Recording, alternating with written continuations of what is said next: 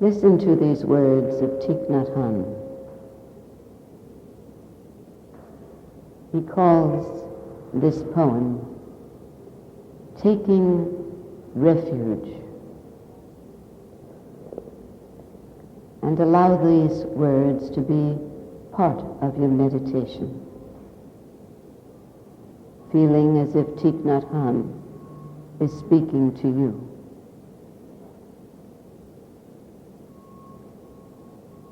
Breathing in,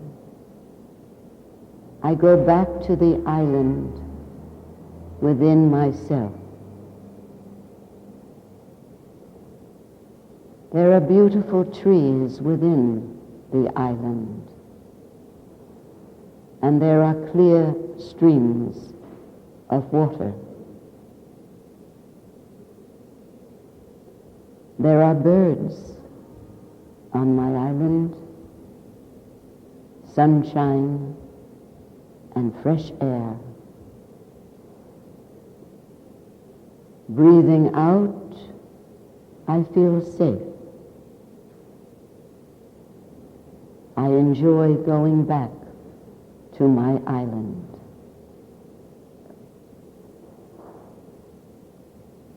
Breathing in mindfully, I meet the Buddha within myself. Buddha is mindfulness. His torch is always there, illuminating my path. The path of coming, the path of going, the path of my mind, the path of my life. Breathing out mindfully, I see my path clearly, far or near.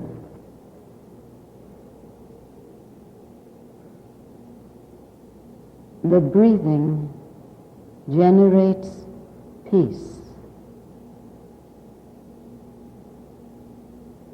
Breathing out, I enjoy the oneness of my being.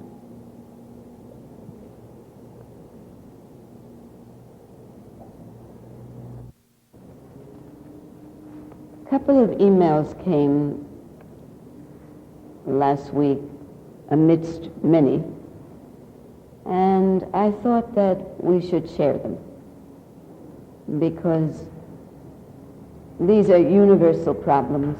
Can you hear Tanya way in the back? Good. This came from one of the people who attended our silent retreat.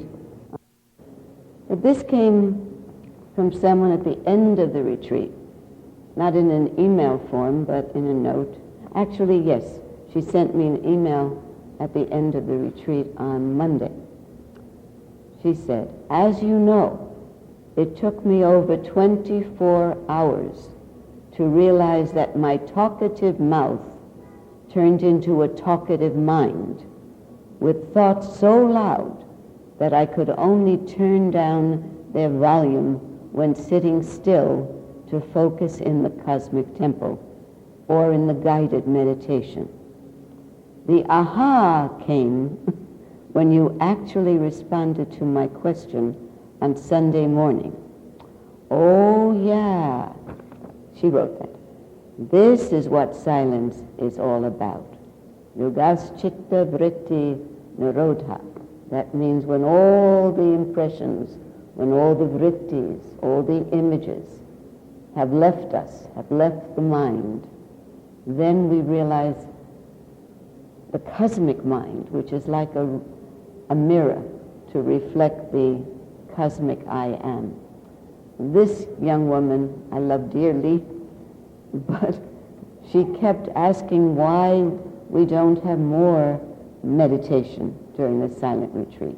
Why don't we have more guided meditation during the silent retreat. And I recognized that she was looking for something that would grab hold of her mind and shut it so that it wouldn't be constantly filled with thoughts. I'm from Sri Brahmananda's school. He's my teacher. And he didn't believe too much in these formal sittings in meditation, because what she kept finding out was that the mind would quiet in that holy atmosphere of the cosmic temple, or when I was there leading a meditation. But when she was out, the supermarket was open. That's what Gurji called it. It was the chaos again.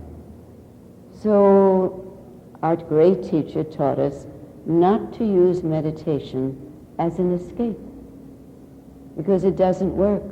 Then we have too extreme a contrast. What he liked is for us to be in a state of effortless awareness throughout the day, because when we're doing that, we keep moving back into our natural meditative state. Because as soon as you're in the here now, through witnessing, you cannot be thinking at the very same time. And it's only the thinking mind that places us back in the past, back in our ego state, our past being the ego state, or projects us into tomorrow and the days ahead with worry. It's so simple that people say it can't be that. Right. So the aha that came to my darling friend was that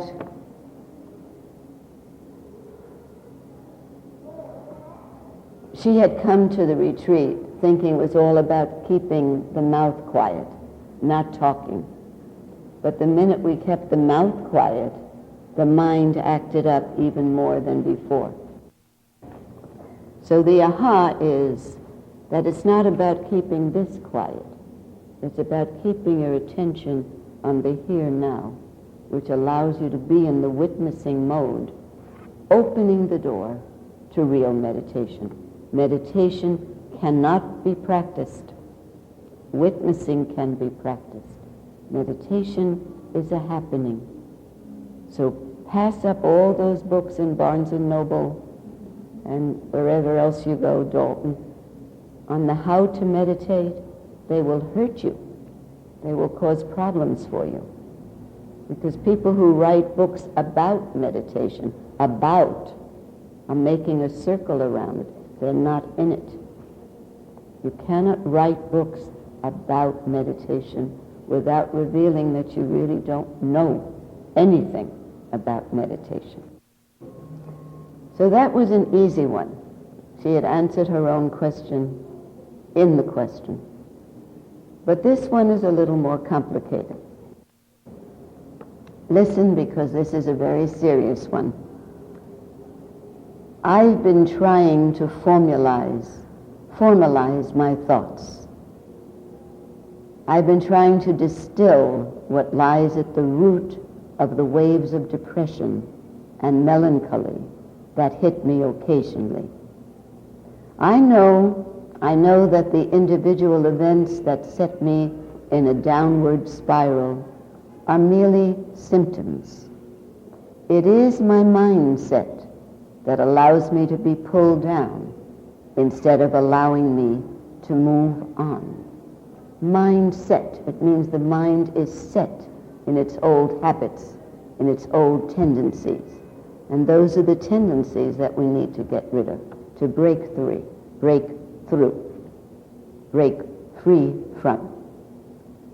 Those tendencies represent our past, represent our personality that has been shaped by parents, by teachers, by friends, by books, wrong information. So in the first paragraph, she asked and she answered. I know, she said, it is my mindset that allows me to be pulled down instead of allowing me to move on. Currently, I have been fixated on a past relationship.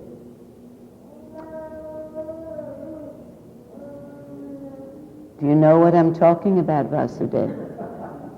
Yes.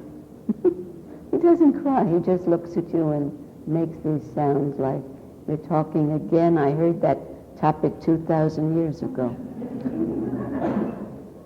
Past relationships. My thoughts center around what I could have done, what I should have done, how it could have ended differently. Wrong. This is the first mistake. As Guruji would say, this is the first blunder. Currently, I have been fixated on a past relationship, and my thoughts center around what I could have done, what I should have done, how it could have ended differently. I know that these thoughts are completely unproductive. Instead of living in the present, I am obsessing about the past and fearful of the future. And she says, I know this is unproductive. Instead of living in the present, I'm obsessing about the past and fearful of the future. She's not alone in this. We all do this. Why? We know better, and yet we find ourselves dwelling on things past, obsessing about things that we know are not going to help us. Why do we do this? I know we do it because I see many times depression, sadness on faces. When I say we, I'm talking about people, ordinary people. We do it.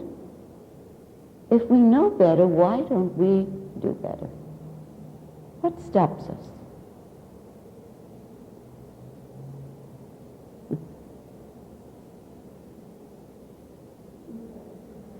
Well, yes, ego. It's always ego. You're right, it is ego. But ego being the past conditioning. It's our habit. We have this very bad habit of thinking, analyzing, thinking.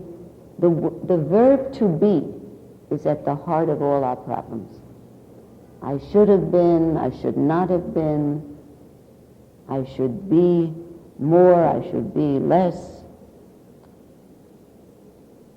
Listen further. You have mentioned before, and excuse me for paraphrasing as that may indicate why I don't fully understand.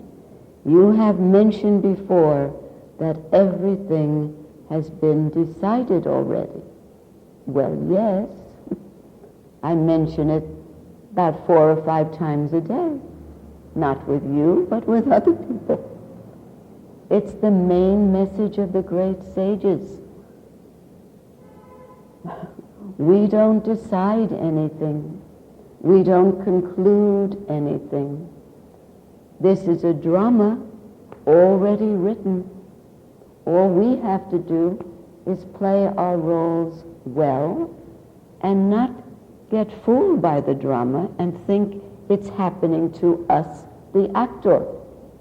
No, it's a drama. According to the ancient teachings, we have been born thousands and millions of times before. You think this drama going on with your parents is a new drama? No. Sometimes the same set of parents have been with you 100 lifetimes, and because you don't break free, you don't neutralize the relationship, you're going through the same nonsense again. That's why it feels so boring. Don't you feel you've been through this and been through this? It's painfully boring. And the gurus tell you, be careful. If you don't want to go through still another boring incarnation with the same problems, the same families, the same difficulties, you must neutralize that. And the way to neutralize that is to step out of it and observe not only their part in the drama, but your part in the drama, and notice that it's quite enjoyable to do that. Not to identify with the characters on the stage or in the movie. Because if you do that, I know people who would see a very deeply moving film and allow the film to affect them for a month or for a year. At La Strada, the film affected me for months because I became the girl. I became that person. This is what we do in our everyday life. When we have a tragic happening, a crisis, we become so identified with the one who is grieving that we can't shake it. But it's only a passing drama. As long as it's changing, it cannot be real. The witness is real. The observer is real. And that's what you have to keep telling yourself. And after a while, if you continue witnessing and observing what happens when you witness, after a while, you come to realize for yourself that you could have done nothing to have changed that pattern that came. And if you don't believe it, then you just have to trust that all the enlightened masters, all of them could not have been lying to us. They all said this. What is denying it, what is resisting it, what is fighting it, is the ego. The ego doesn't want to trust anything but his or her own experiences, and the ego is going to fight that. The ego will recognize that if you move into that witnessing mode and constantly just observe the dramas going on, with you included, what you'll begin to see is that without the past, you are blissfully happy. That's very scary to our ego, because the ego wants to hold on to the past. It wants to do that. That's why it keeps saying, no, it's too simple, this is simplistic, I need my psychiatry books, I need my philosophy books. And the greatest philosophers of all time, including Sri Brahmananda, are saying, only in the beginning are these books worthwhile. But when you start becoming established in witnessing, they've done their work, put them down now. You use the books only in your field of endeavor, for your career, for whatever you're working on. I use books, but I use books for my programs. And that's what my teacher said. In the beginning, he kept giving me books to read for me, to wash out the wrong knowledge that had been put into my head. So when this person says, you have mentioned before that everything has been decided. Can you explain this? If this is the case, does that mean I am powerless to change the course of my destiny? Does that mean that I was destined to make the decisions I made? What will change the course of your destiny, whether it's a depressing course or a joyful course or an exciting course, what will change that is a change in your understanding. And your understanding will change not from this, not from books, not from me, but by your experimentation. To leave this room every time taking something that you're going to apply in your everyday life. That's how you change, you transform your whole being. Second question. Does this mean that everything has been decided? Does this mean that I was destined to make the decisions I made Yes. Yes. You were destined to make those decisions that caused those actions. Or does this mean that the ramifications of my actions are the lesson that will teach me not to make the same mistake again? Does this mean that the results or the ripples of my actions are the lesson that will teach me not to make the same mistake again? There's one word that's wrong in that question. What is it, Till? Mistake. Is that what you said? Of course, mistake. If it's not our decision, how could it be our mistake? This came from the law of cause and effect. These actions are the result of past actions. So we not only learn from the negative that comes, but we learn from the positive that comes. We have to learn from everything. Act 1 was very happy. We loved that. And we learned that when I just throw myself into life and live fully and not repressed, I have a wonderful time. But when the negative things happen, that's Act 2. Right? Act 2, sometimes you say, Act 1 was too superficial. I didn't like that at all. I didn't learn anything. It was just a lot of fluff. I had a good time. There were some jokes. But Act 2, that was the essence. I loved that. And then when the play ended, then you received the true message. But Act 1 was just as important as Act 2 because it was the contrast.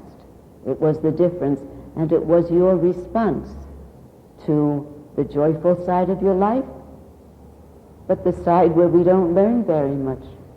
When we're joyful, that's because we're in our state of desirelessness. That's our natural state. We can only be joyful when there's no desire to become something present. And when we're not joyful, what does it mean? Who will tell? When we're joyful, it means we're in our natural state.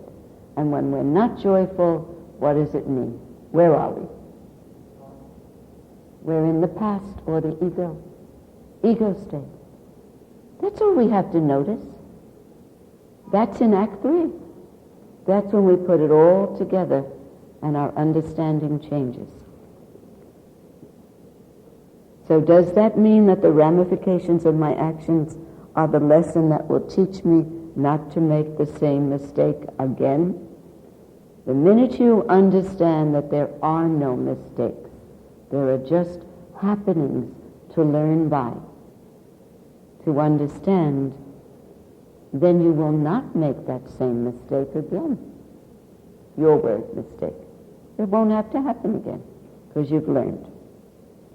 I want to have some hope that I can overcome my weaknesses in character and evolve as a person. Uh-oh. Who will help? What shall we say? I want to have some hope that I can overcome my weaknesses in character. My weaknesses in character. And evolve as a person. In order to evolve, you have to come out of the person that you have been programmed to be. Do you understand that?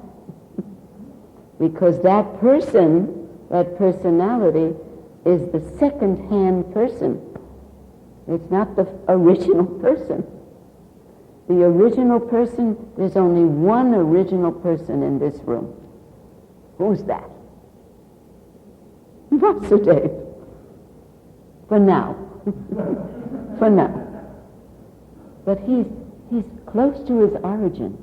And that's why Bharata and Saraswati are so in love with him. I've never known parents who were real parents who were not in love, totally in love with the baby. Why?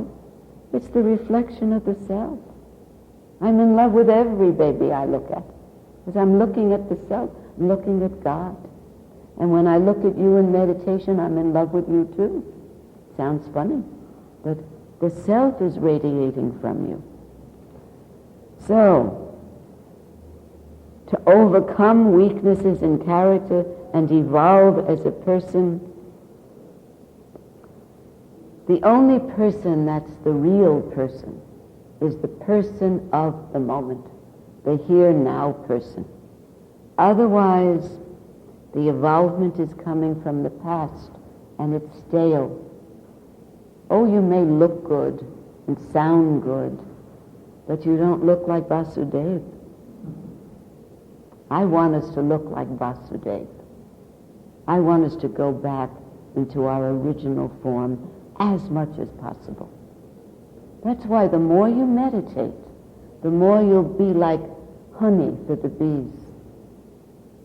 Sometimes when people are having a hard time with us, you have to recognize it's not the people, it's you. A second concern is how to live in the present. I know, she knows a lot, I know that every obstacle in my life has been created by myself. She's very wise. She just needs a little.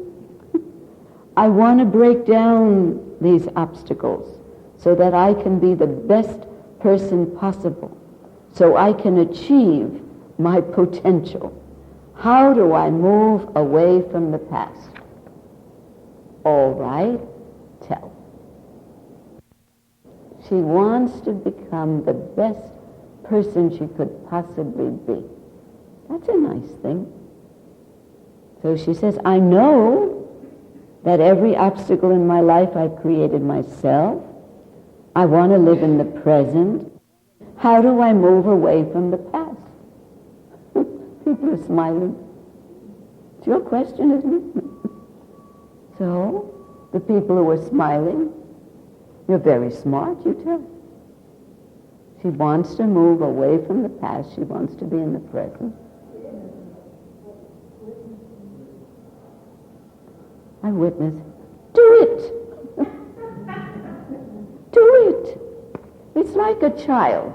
Vasudeva in about 3 years, 4 years, he's going to be standing on the edge of a pool at the Y. And he's going to be looking around at his mommy. And there's this man saying, it's okay, just jump in the water.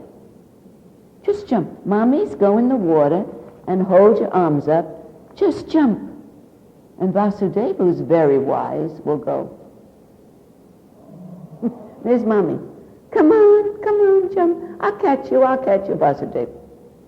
I've drowned 800 times before in other lifetimes. I'm not jumping. I don't think she's a good catch at all. I don't think she has her contact lenses on. I don't think she sees me. There's a fear. But if that baby wants to have the fun that the others are enjoying, Vasudeva will jump. We have to jump. He can't go toe by toe in a pool. You got to jump in. Same in the ocean. You can't go so slowly you'll freeze. That ocean's cold. You've got to dive in. It's jumps to different planes, from the sensual to the intellectual to the universal to the cosmic. The jumps. We can jump back to the sensual, but we have to take a jump into the witnessing plane. How do I move away from the past? Quickly. Don't wait, don't dawdle. Okay. All right. Any questions about any of this? Any questions? No? How many of you found it very clear and helpful?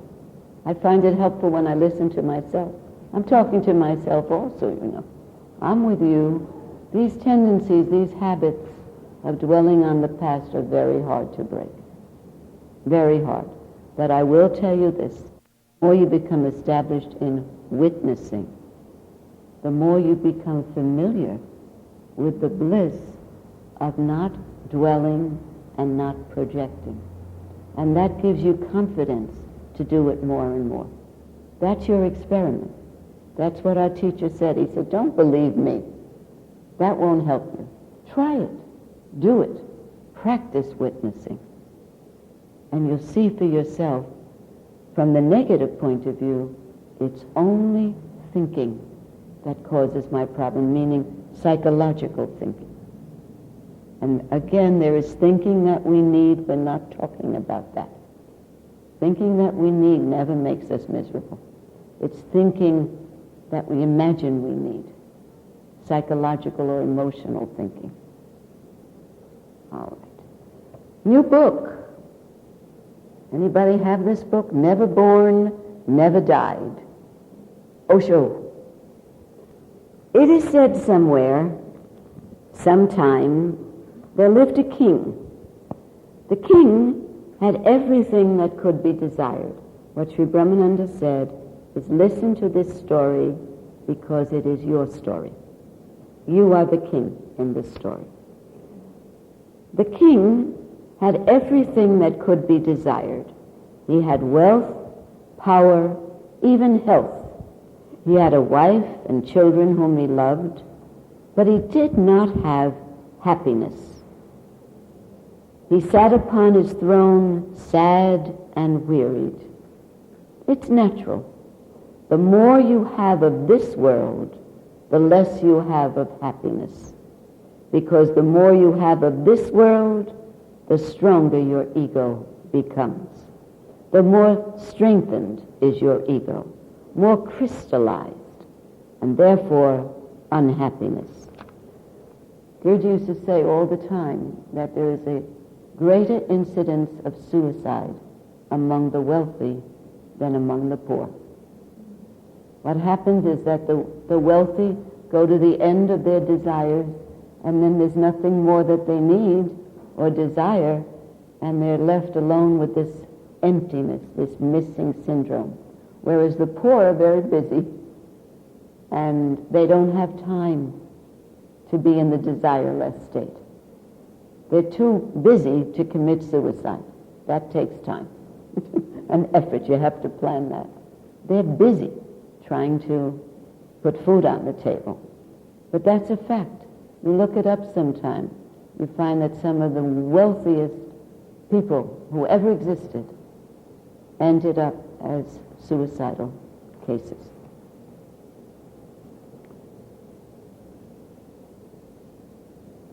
It's not, he says, the ego becomes more strengthened and therefore unhappiness results. So it's never heard of that kings have been happy. Very rarely. It's not just a coincidence that Buddha and Mahavir left their kingdoms and became beggars. And by becoming beggars, they declared, now we have become real emperors, because they became happy. And I should tell you something else that you should keep as a fond understanding. According to these teachings, if you're sitting here listening to Vedantic yoga, every one of you has been of the royal family. You've been kings, queens, emperors, empresses. That's why they call this Raja Yoga, the royal path. You've left it because you found it didn't satisfy you. That's what this is about. A sannyasin, a renunciate, is a person who has learned the way of Tao. And he says, I am no more. Only the whole is, W-H-O-L-E, the entirety. This is the meaning of Jesus when he goes on saying, blessed are the poor in spirit, for theirs is the kingdom of God. Now, poor in spirit means a man or woman who has no ego, so poor that he has not even the idea of I. But from the other side, he is the richest person. That's why Jesus says, those who are last here, will be the first in my kingdom of God. The poorest will become the richest. Remember that by poor, no financial concept is meant. By poor is meant a person who is nothing. By becoming nothing, no thing, you become part of the whole. Now the king must have been very unhappy. He said, I must have happiness. So the royal physician was summoned. And he said to him, please make me happy, and I promise you, I shall make you wealthy. But if you do not make me happy, I shall do something to punish you very badly. Well, the poor doctor was at a loss what to do, how to make somebody happy. Nobody knows the way to make somebody else happy. Nobody has ever been able to make somebody happy. But the king was quite mad at this time, and he might do something really terrible to the doctor. So the physician said to the king, all right, but first I will have to meditate. I will have to consult the scriptures. Tomorrow morning I will come. And he meditated the whole night. And in the morning he came upon an idea. It's very simple.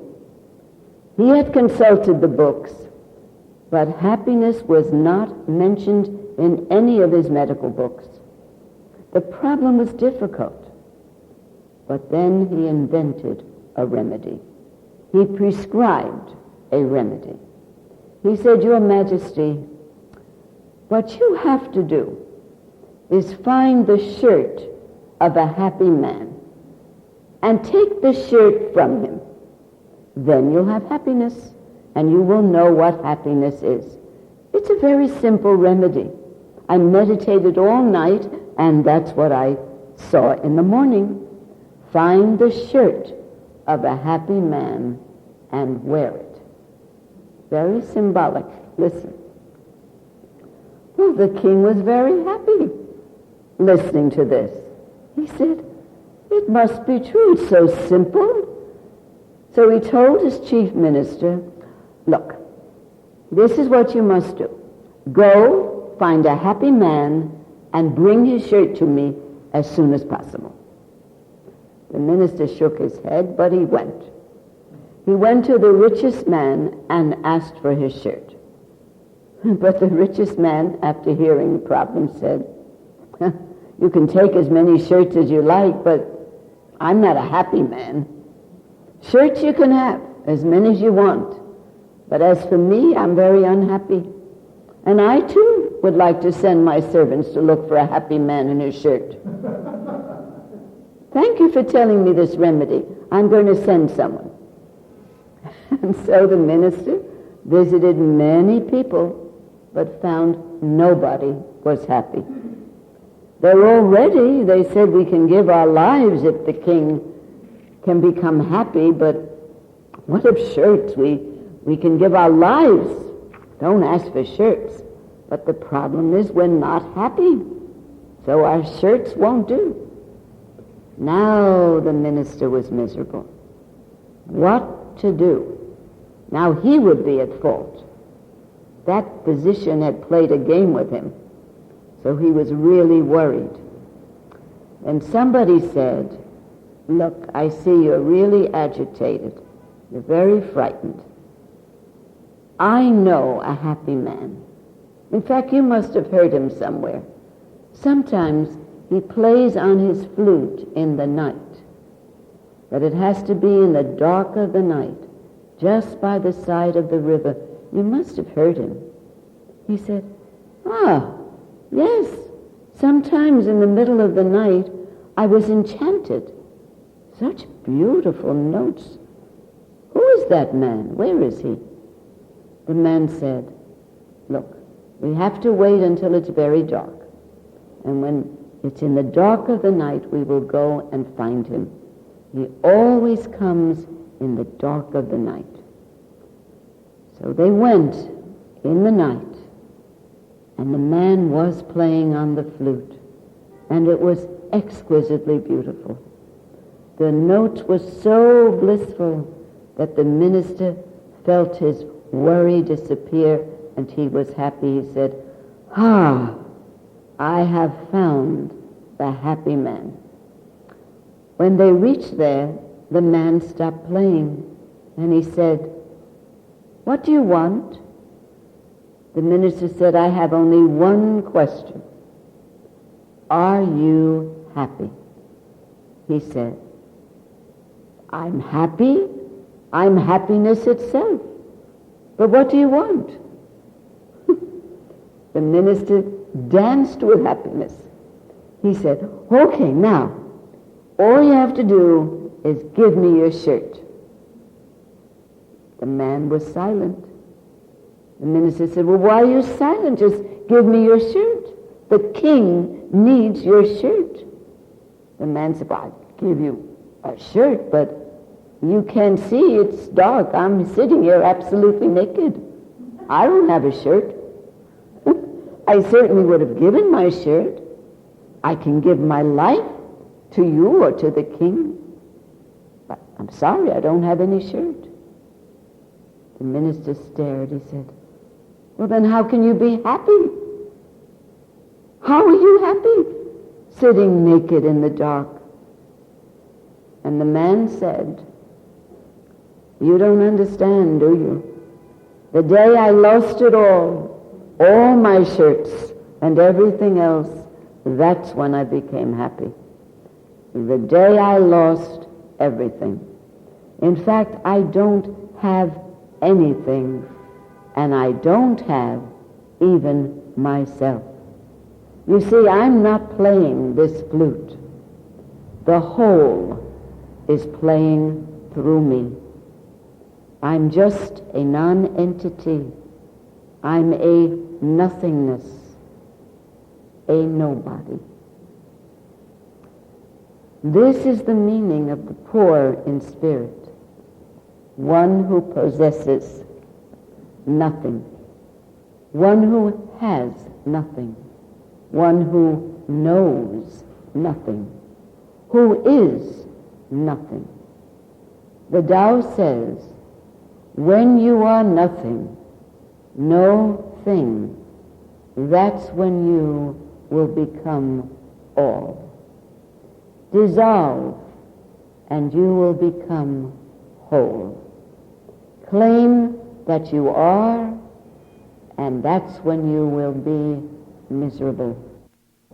This Tao, this merging with the whole, this dissolving, disappearing into the cosmos, that cannot be taught. Oh, you can learn it, but it cannot be taught. So Li Tzu and other Taoist masters do not preach anything. They don't have anything to preach. They talk in parables. You could listen to the story, and if you really listen, something will burst open in you. So the whole thing depends on how you listen. Li Tzu, this is not Lao Tzu, this is Li Tzu. Li Tzu himself was with his master for many years, just sitting silently, not doing anything, just learning to be silent. This is how one becomes a disciple, to be passive, learning to be receptive, learning to be feminine. That's how one becomes a disciple. Let me tell you, there are no masters. There are only disciples, because it cannot be taught. So how to say that there are masters? Buddha cannot teach you. Litsu cannot teach you, so why call them masters? But if there is a disciple, he learns. So listen to this. A master is not one who teaches you. A master is one in whose presence you can learn. So let that difference be known.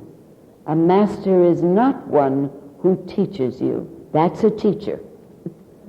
A master is not one who teaches you because there is nothing to teach. A master is one in whose presence it is possible to learn. A seeker came to Jalaluddin Rumi, the great Sufi mystic and poet, and said, "Will you teach me? Will you teach me, master? Will you teach me?" Jalaluddin looked at him and said, "Will you allow me to teach?"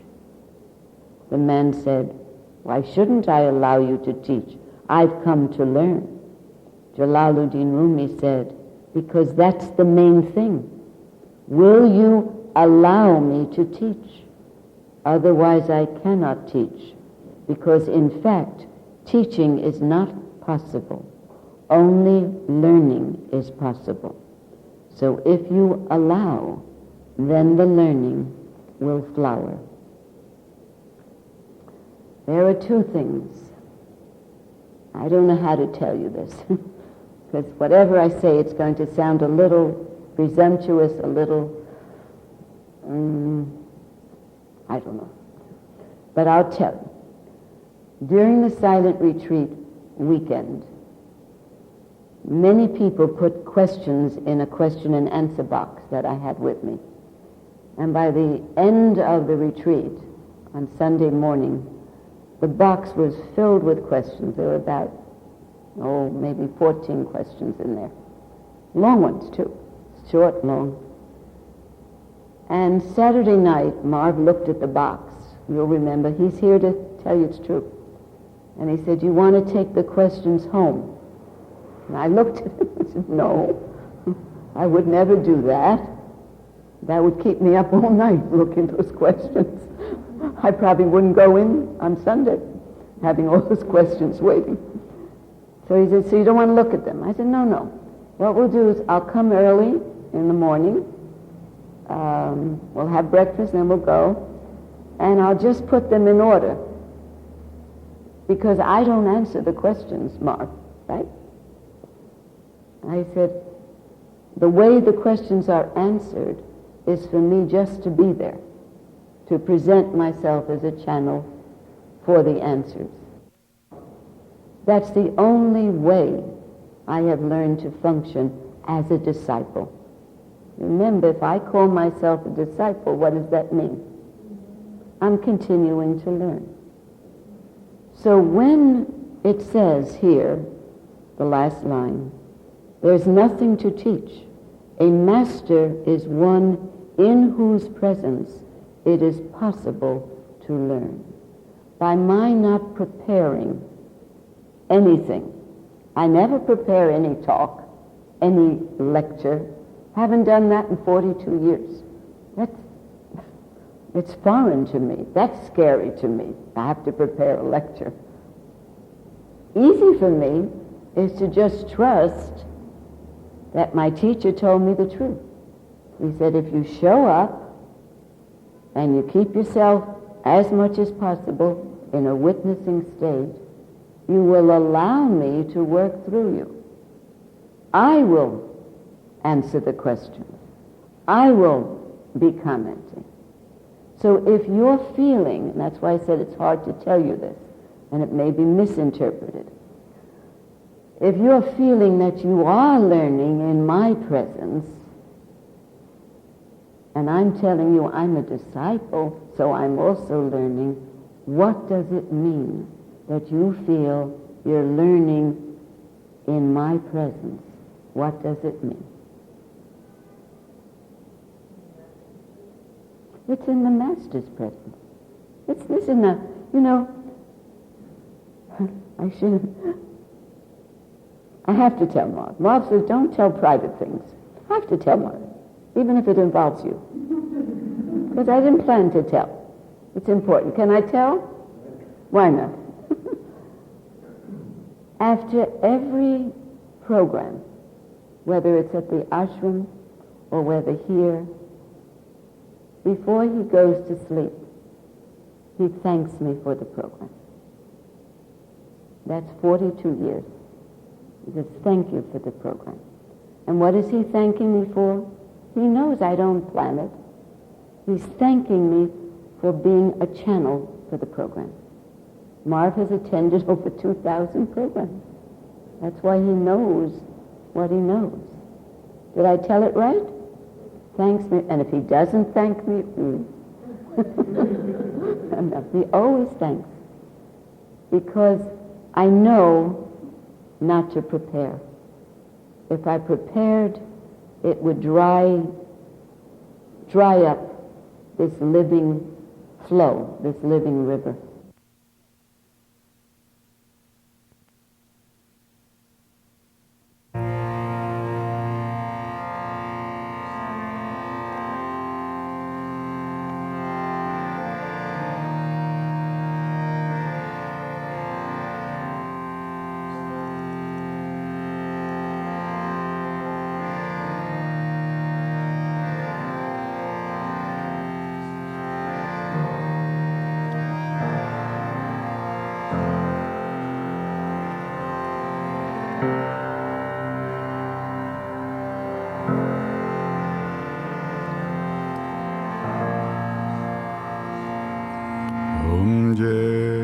Jagadisha Hare Swami Jai Jagadisha Hare Bhakta Janon ke sankat Dina Janon ke sankat Kshana mein dura kare Om Jai Jagadisha Jo dhyave pala pave Dukha binashe manaka Swami dukha binashe manaka Sukha sampatti ghara Sukha sampatti gara aave Kashtamite tanaka Om Jai Jagadisha Hare Jai Jagadisha Hare Swami Jai Jagadisha Hare Bhakta Janon ke sankat Dina Janon ke sankat Kshana mein dura kare Om Jai Jagadisha Hare Mata Pita Tuma mere Sharan Gahun ki saki Swami Sharan Gahun ki saki Tum bina aur na duja Tum bina aur na duja Asha karun jisaki Om Jai Jagadisha Hare Jai Jagadisha Hare Swami Jai Jagadisha Hare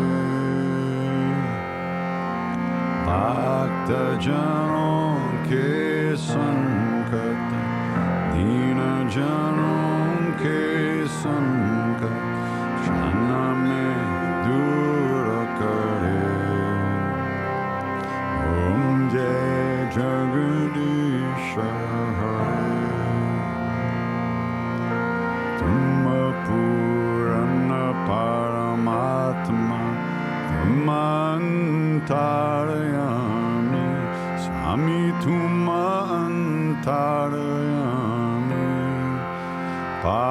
Parabrahma Parameshwar, Parabrahma Parameshwar, Tum sabke Swami. Om Jai Jagadish Hare, Jai Jagadish Hare, Swami Jai Jagadish Hare. Bhakta Janon ke sankat, Dina Janon ke sankat, Kshana mein dur kare.